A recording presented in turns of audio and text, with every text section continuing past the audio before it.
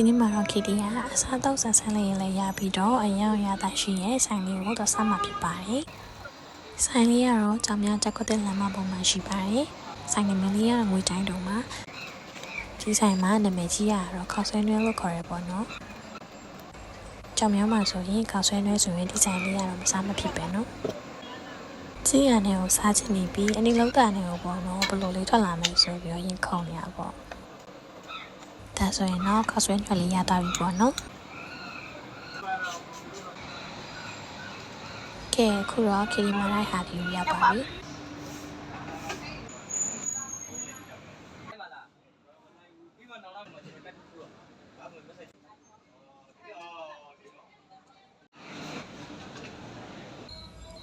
ခောက်ဆွဲနှွဲလေးရလေအထဲမှာအဲ့လိုလေးဖယ်လိုက်တာပေါ့နော်အထဲမှာအစာပလာအပြည့်ပဲ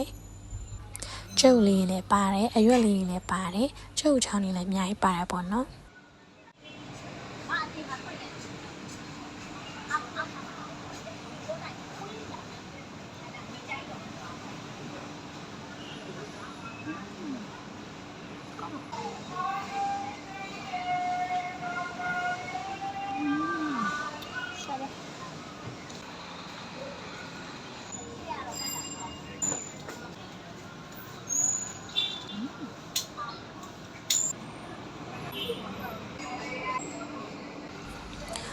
တော်ရတာရှိတော့အရင်ကောင်းတယ်အိမ်မှာသမင်းမစားလာရချုံနဲ့သွားတယ်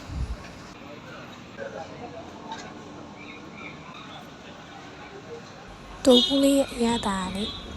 လုံးဝပေါ့ပေါ့လေးနဲ့အေးလေးပေါ့နော်တိုးဘူးကအရင်အေးတယ်ပြီးတော့သူ့ရဲ့ပေးထားတဲ့ဒီမြေပဲလေးပေါ့နော်မြေပဲကိုအနှစ်လောက်ထားတဲ့ဟာလေးနဲ့တွဲစားလိုက်တာတော်တော်လေးကိုလိုက်တယ်အရင်ကောင်းပါလေ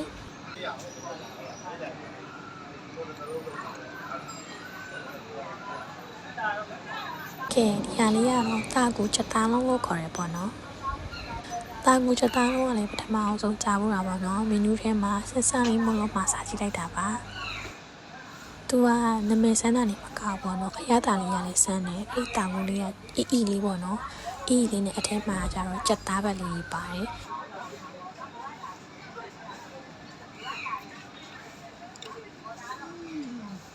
ပြီးရင်တော့အချင်းလေးဆန်းပြီးတော့စားလိုက်ပါမယ်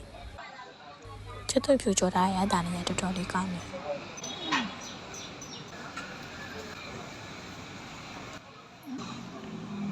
တာကူချက်သားလုံးလေးပဲကျန်တော့ရပေါ့နော်သူ့ရဲ့ရတာလေးတွေကလိုရဲပိုရဲမရှိဘူးအကုန်လုံးရစားကောင်းပါတယ်ကုန်းဝိုင်းဆိုတော့အားလုံးပဲတက်တာ